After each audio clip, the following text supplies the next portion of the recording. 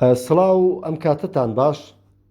وێڕای دەستخۆشیم بۆ ئاکۆکانەبی بە بۆنەی چاپ و بڵاوکردنەوەی ئەم کتێبە شێعرەی بە ناونیشانی تا ئەمجارە تۆ دەیتەوە. دەمەوێت خوێندنەوەیەکی ئەدەبیانە و ڕاوێکی ئەدەبیانە بکەم بۆ ناونیشانی ئەم کتێبە بە چاویلکەی ڕەخنەی ئەدەبی.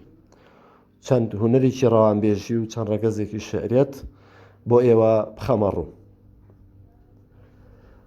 تا ئەمجارە تۆ دەیتەوە ئەمە ناونیشانی ئەم کتێبەیە کە لە واتاکەیدا چاوەڕوانیەکەیە. ئەم چاوەڕوانیە هونەرێکی ڕەوانبێژی تێدایە بە ناوی هونەری جوانکاری واتایی.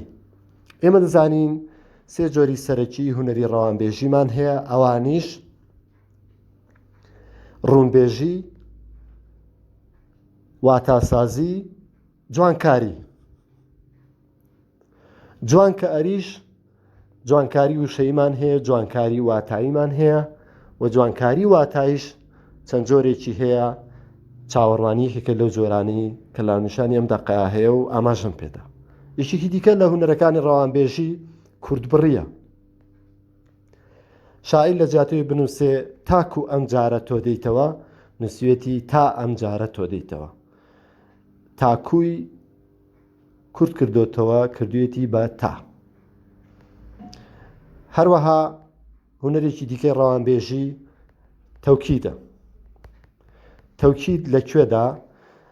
لە جێناوی سربەخۆ بۆ کەسی دووەمی تاک کە تۆیە، تۆ دەیتەوە. وەک دەزانین لە دەیتەوە دەزانین کە مەبەستی تۆ دەیتەوە، واتە ڕاناوی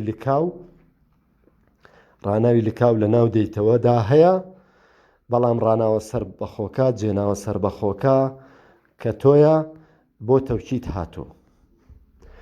ڕەگەزێکی دیکە لە ڕەگەزەکانی شێعر کە لەم ناونیشانەدا هەیە مۆسیقایە.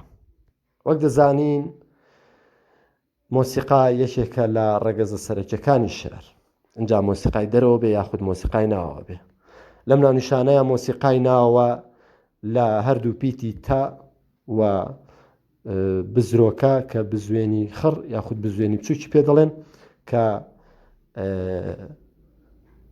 سێ جار پیتی تا دووبارە بۆتەوە و چوار جار ئەو بزوێنە کورتە ئەو بزوێنە بچووکە ئەو بزرۆکەیە چوار جار دووبارە بۆتەوە کە هەرێکێک لەو پیتانە بە دووبارە بوونەوەی هەرێکێک لەو دوو پیتا مۆسیقای ناوەوەی دابین کردەوە بۆم ناونیشانە. و من داوا لە لێکۆڵەرە ئەدەبیەکان دەکەم کە لێکۆڵینەوەی ئەدەبی و ڕەخنەی ئەدەبی و شرۆڤە و شیکاری ئەدەبیانە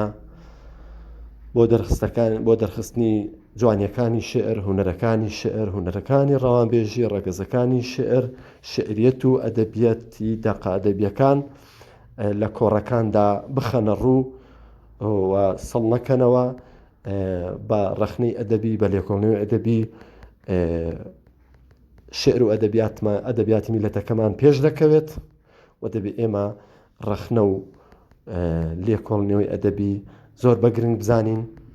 بەڕای من ڕەخنەی ئەدەبی و لێکۆڵینەوەی ئەدەبی یەکێکە لە ژانرە گرنگەکانی ئەدەبیات و